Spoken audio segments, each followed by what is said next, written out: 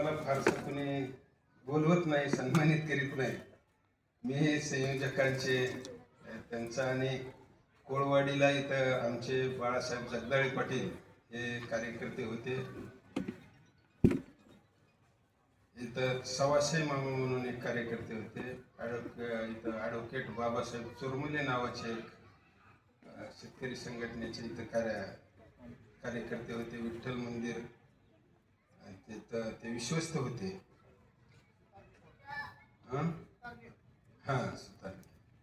तर या अनुषंगाने त्यावेळी बाबासाहेब चोरमले वारल्याच्या नंतर, बाळासाहेब गेल्याच्या नंतर आमचं यायचं इकडं कमी झालं.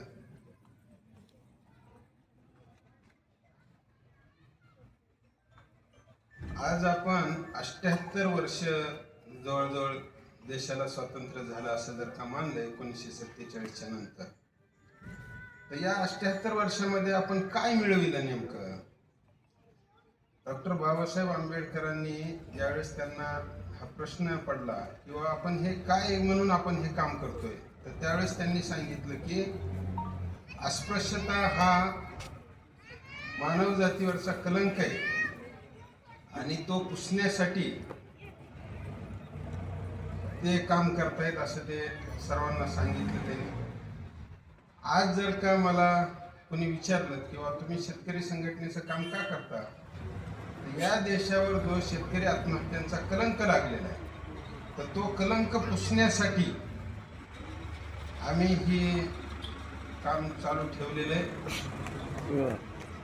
आणि हा कलंक पुसायचा असेल याच्यामध्ये विकास जाधव सर आणि त्यांचे सर्व सहकारी यांनी जे साहित्य संमेलनाच्या माध्यमातून या प्रश्नाला एक व्यासपीठ उपलब्ध करून दिलं, याबद्दल खरोखर मी त्यांचे शेतकरी संघटनेचा महाराष्ट्राचा कार्याध्यक्ष या नात्यानं मी त्यांचे आभार व्यक्त करतो, ऋण व्यक्त करतो.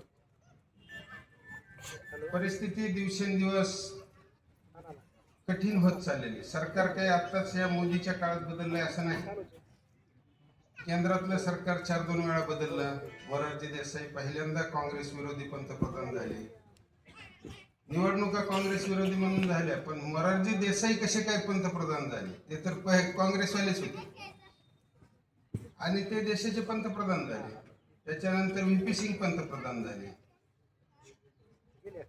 एच.डी. देवेगौडा पंतप्रधान झाले, चंद्रशेखर पंतप्रधान झाले, इंद्रकुमार गुजराल झाले. अनेक बिगर काँग्रेसी पंतप्रधान होण्याची परंपरा या देशामध्ये झाली आणि मोदींनी तर शेंडीदांडीच काढली. ज्या नरेंद्र मोदींनी त्यांच्या जाहीरनाम्यामध्ये 2014चा भाजपचा जाहीरनामा काढून बघा आणि दुसरं कलम त्याच्यातलं, शेतीमालाला उत्पादन खर्च तर देऊच, पण अधिक 50% नफा देऊन आम्ही शेतीमालाच्या किमती या देशामध्ये दिल्या जातील असा शब्द त्यांनी या देशातल्या शेतकऱ्यांना दिला. आणि या आश्वासनावर मला असं वाटतंय की त्यावेळेस त्यांचं सरकार या देशातल्या शेतकऱ्यांनी 4थ्यांदा 5व्यांदा निवडून दिलं, म्हणजे निवडून आणलं. आज जर का बघितलं तर ह्या 10-12 वर्षामध्ये त्या दिशेनं एखादं पाऊल पडलेलं तरी दिसतंय का? बरं, पाऊल पडलं तर विरोधी पक्ष काय करायला नेमकं त्याच्यामध्ये? त्यांनी 3 कायदे आणण्याचा प्रयत्न केला. कायदे आले असते, ते जर का लागू झाले असते आणि त्याची जर का पुढं समीक्षा झाली असती तर आपण मान्य केलं असतं. पण विरोधक 13 महिने, शरद जोशींनी 1981ला पहिलं आंदोलन ज्यावेळेस केलं, त्या आंदोलनामध्ये उसाच्या 10 नोव्हेंबर 1981ला पहिला बळी बीड जिल्ह्यानं दिलाय. हुतात्मा रमेश मुगे 19 वर्षाचा पोरगा तिथं गोळीबारात मारला गेला. आता ते गाव लातूर जिल्ह्यात आहे, रेणापूर तालुक्यात आहे. पानगावला गोळीबार झाला आणि तिथं हुतात्मा रमेश मुगे तिथं बळी गेला. शेतकरी संघटनेच्या त्या संबंध 2013 पर्यंतच्या प्रवासामध्ये पृथ्वीराज चव्हाण मुख्यमंत्री असताना शेवटचे 2 बळी घेतले. अजून पुढे जर का आंदोलन उभं राहिलं तर पुढे किती बळी घेतील अजून माहित नाही, पण आतापर्यंत 29 शेतकऱ्यांची नोंद झाली. म्हणजे शेतकऱ्यांनी या धोरणाच्या विरोधात आवाज उठविला की तुम्ही गोळ्या चालविल्या, कापसाच्या शेतकऱ्यांनी उठविला, युतीच्या सरकारनं गोपीनाथ मुंडे उपमुख्यमंत्री होते, मनोहर जोशी मुख्यमंत्री होते, गोपीनाथराव उपमुख्यमंत्री होते, त्याही काळात गोळीबार झाला. चांदूर रेल्वेला गोळीबार झाला, तिथं 4 शेतकरी मारले गेले विदर्भामध्ये कापसाच्या प्रश्नावर ज्यावेळेस आंदोलन झालं. त्याच्या आधी कापसाच्या प्रश्नावर आंदोलन झालं, शंकरराव चव्हाणांनी गोळीबार केला. ऊसाच्या प्रश्नावर 81ला आंदोलन झालं, त्याच्यात गोळीबार झाले. खेरवाडीला नाशिक जिल्ह्यामध्ये गोळीबार झाला, श्रीगोंद्याला नगर जिल्ह्यात गोळीबार झाला आणि मराठवाड्यामध्ये पानगावला गोळीबार झाला. तंबाखूच्या प्रश्नावर आंदोलन झालं. निपाणीला कर्नाटकच्या गुंडूराव सरकारनं एकदा 14 शेतकऱ्यांचा बळी घेतला. आता जो बेंगलोर पुणे जो हायवे, हा हायवे अडवण्यात आला, तर तिथं जो गोळीबार केला, एका ठिकाणी 14 शेतकरी धारातीर्थी पडले. आणि 2013 साली पुन्हा ऊसाचं आंदोलन ज्यावेळेस त्या ऊसाच्या भावासाठी झालं, पृथ्वीराज चव्हाणांनी पुणे जिल्ह्यातल्या इंदापूर तालुक्यामध्ये कुंडली कोकाटे आणि सांगली जिल्ह्यामध्ये चंद्रकांत नलवडे अशा 2 तरुण शेतकऱ्यांना, ज्यांचं वय 30च्या आत आहे, कुंडली कोकाटे 22 वर्षाचा पोरगा, त्यांना तुम्ही थेट गोळ्या घालून मारलं. आता पुढं काय करायचं, एवढं सगळं हे अर्ध्यापर्यंत. म्हणजे धोरण काय आहे? धोरण 1947 पासून पंडित जवाहरलाल नेहरूंनी या देशाच्या पंतप्रधान पदाची सूत्र घेतल्यापासून धोरण एकच आहे ना, शेतकऱ्याचं मरण हेच सरकारचं धोरण आहे ना, ह्याच्यात कुठं काय बदलणार? आणि हा बदल करण्याचा जर का सरकारमध्ये कोणी प्रयत्न केला, नरेंद्र मोदी सरकारने 3 बिल आणले होते, 3 कायदे आणले होते, त्याला सगळ्या देशातल्या विरोधी पक्षाने त्याला काळे कायदे म्हणले. बाजार समितीच्या एका कलमामध्ये त्यांनी दुरुस्ती आणली होती, आवश्यक वस्तू कायद्यामध्ये एक दुरुस्ती आणली होती, आणि एक बँकेच्या संदर्भातली एक दुरुस्ती होती. काही त्यानं फार फरक पडला असता असं काही हे नाही, पण कुणी ते बघितलं नाही, वाचलं नाही, तरी उठले, आंदोलनं केली. 13 महिने दिल्लीच्या भोवताली सगळं कसं काय बंद होतं? हे आंदोलनामागं कोण होतं? खरंच शेतकरी त्या आंदोलनात होते का? तिथं जे राहुट्या पडल्या, तिथं जे काही दररोजची काही दिनचर्या सगळ्यांनी उपभोगली, तिथं आलेल्या आंदोलनकांनी काजू बदाम दारू प्यायची, आणि त्यांनी कायदे परत घेतले. कायदे परत घेतल्यामुळे शेतकऱ्यांच्या आत्महत्या कमी झाल्या का? 19 मार्च 1986ला या महाराष्ट्रामध्ये यवतमाळ जिल्ह्यातल्या चिलगावांना जवळपास 42 एकर जमीन असलेला शेतकरी साहेबराव करपे पाटील, मालती करपे, त्यांची 2 मुलं 2 मुली यांनी सामूहिक आत्महत्या केली. तो विषय शेतकरी संघटनेने आदरणीय शरद जोशींनी तो विषय सरकारच्या पातळीवर दखल घ्यायला लावली, आणि त्यांनी त्यावेळेस जी काही वर्ध्याला कार्यकारिणीची बैठक झाली होती, तिथंच सांगितलं होतं की जर अजून सरकारनं जर का शहाणपणा जर का स्वीकारला नाही, तर हा प्रसंग रोजचा होईल. दररोज शेतकरी, आज दररोज 10 ते 15 शेतकरी आत्महत्या करून रोज बळी जायला लागले. त्याच्याकडे कुणाला बघायला वेळ आहे? एकदा मी सुशीलाताईंना विचारलं की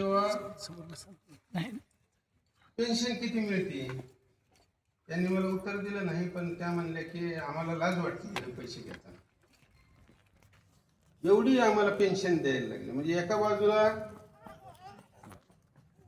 अशा पद्धतीने पैसे द्यायचे, आणि दुसऱ्या बाजूला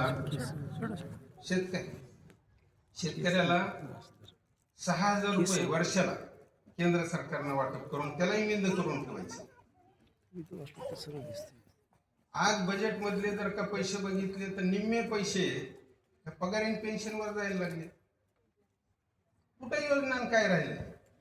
आणि त्या 6,000 रुपये, आता सकाळी अमर काकांनी बोलताना अनुदान घेणारे त्या शेतकऱ्यांबद्दल त्यांनी भूमिका व्यक्त केली. मला आता ते बायकोला येईल तर आमचे 18,000, लाडक्या बहिणीचे आणि मला येते त्या किसान सन्मानचे 12,000. आता 12 ना 18 जर का धरलं तर 30,000 रुपये आमच्या घरात रतीब चालू झाला ना, ह्या सरकारच्या विरोधात बोलायला हिंमत होईल का?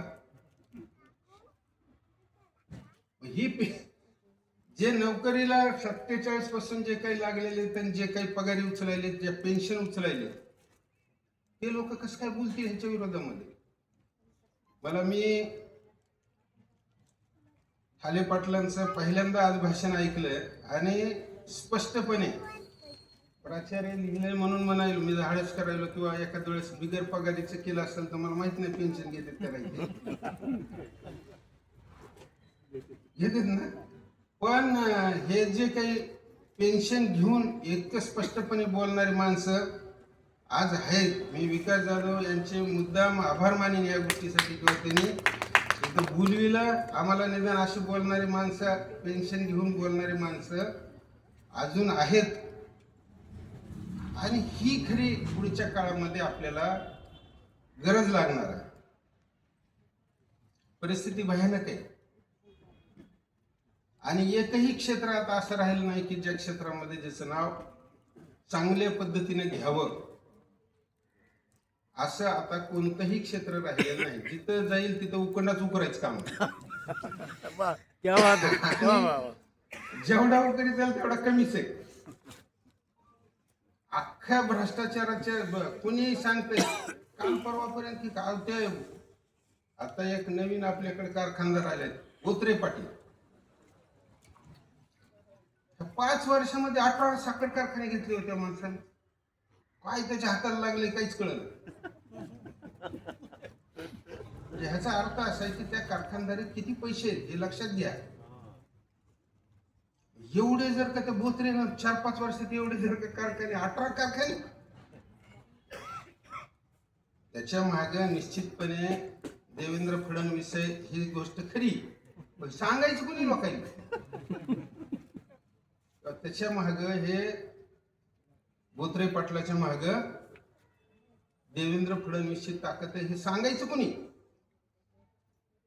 आज त्यांनी जो सरकारी धोरणाबद्दल आणि मराठी लेखक असं ह्याच्यामध्ये विषयामध्ये लिहिलंय.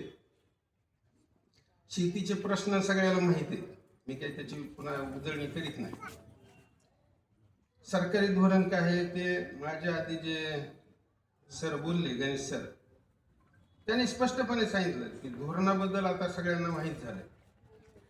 आता मराठी लेखकांची भूमिका काय ह्याच्यातली? मला असं वाटतं किंवा हे जे काही बोत्रे पाटलासारखे जे काही लोक यायला लागले, हे लोक जरा तुमच्या नजरे आळ घालला करू नका.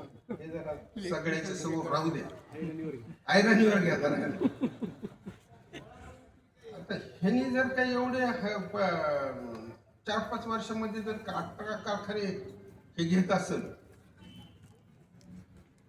तर ज्यांनी 50-50 वर्ष ज्यांनी कारखाने चालविले त्यांनी किती घ्यावे? मध्यंतरी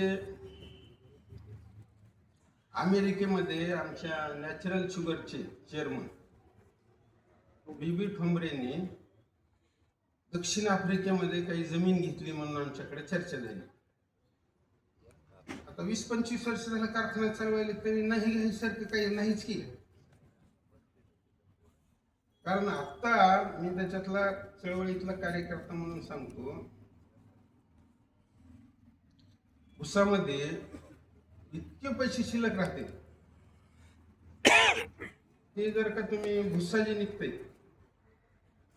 साखर कोणत्याही ह्याला जर का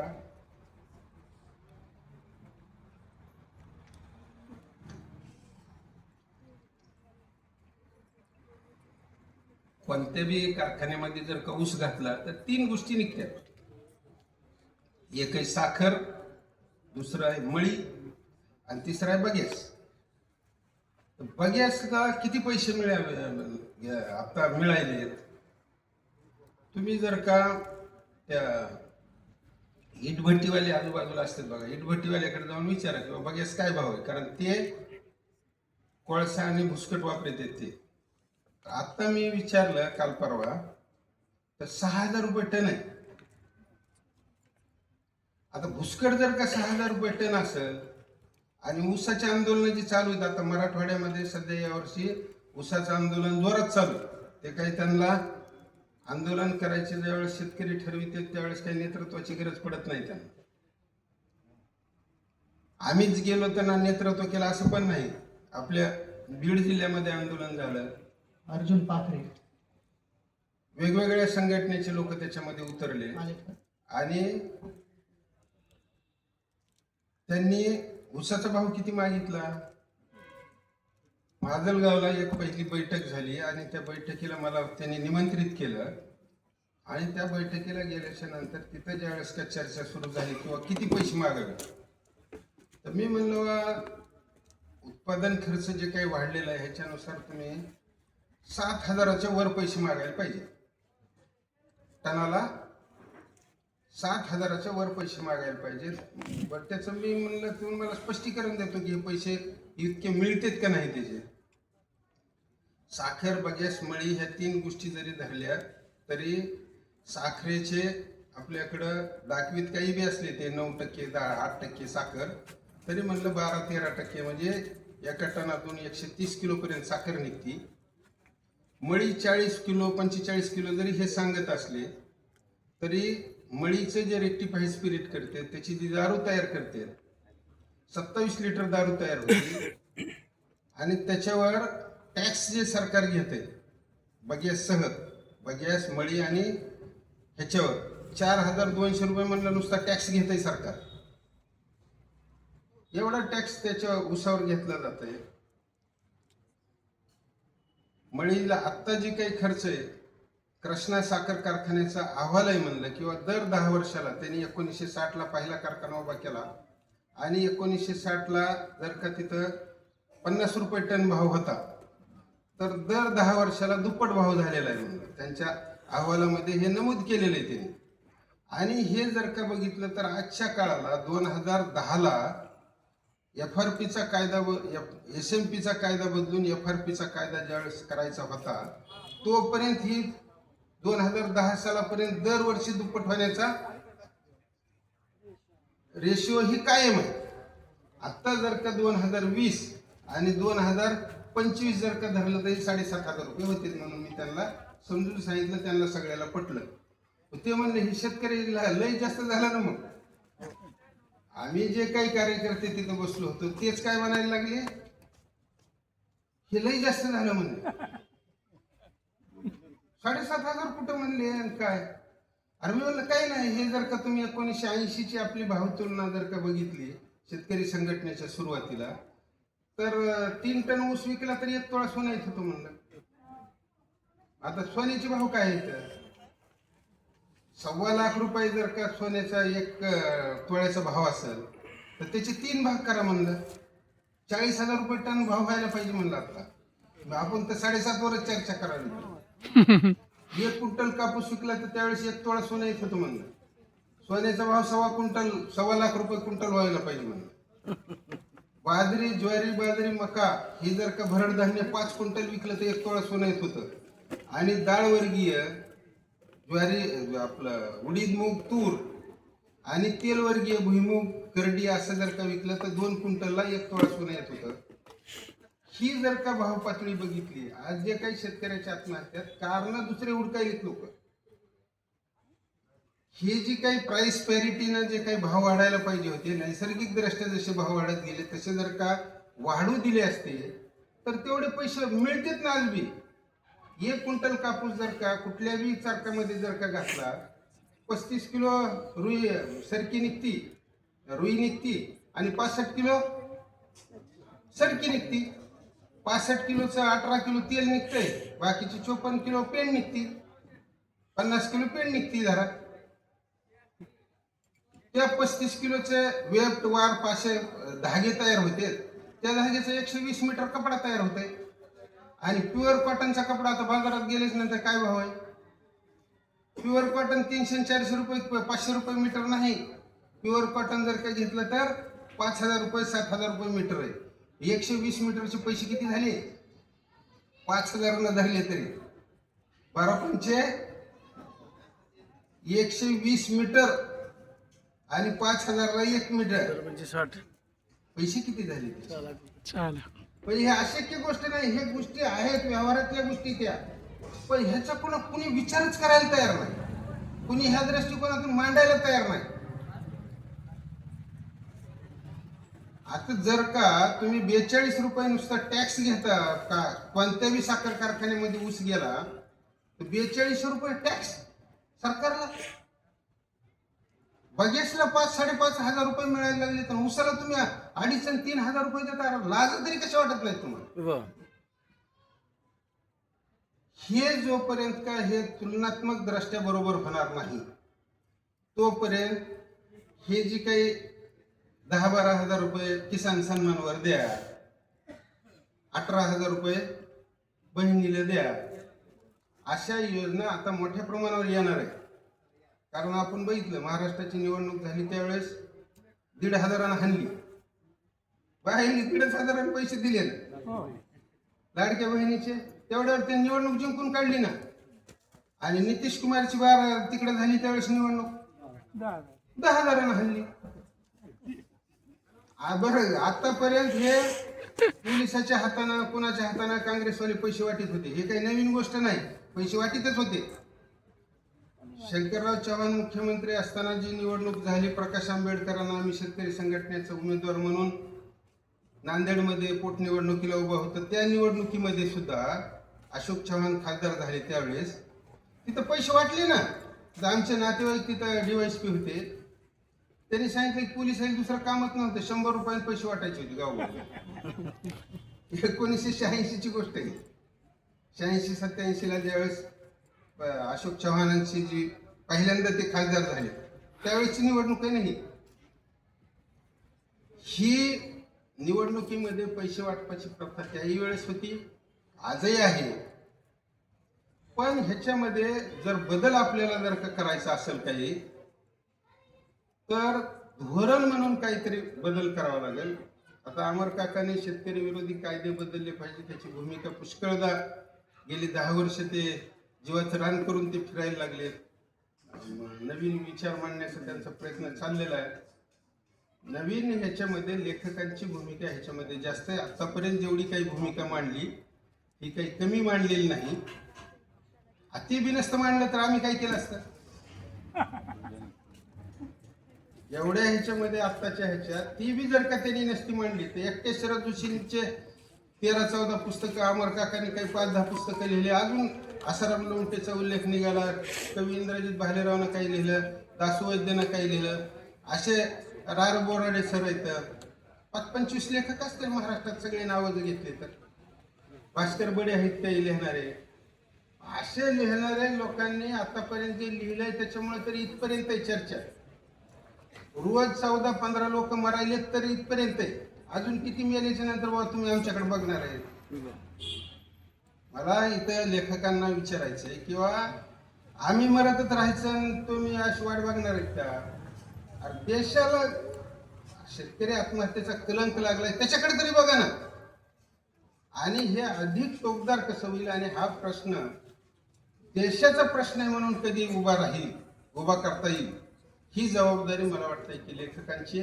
आणि ही जबाबदारी लेखक पार पाडतील अशी अपेक्षा व्यक्त करतो. जय जवान जय किसान. वा वा, छान.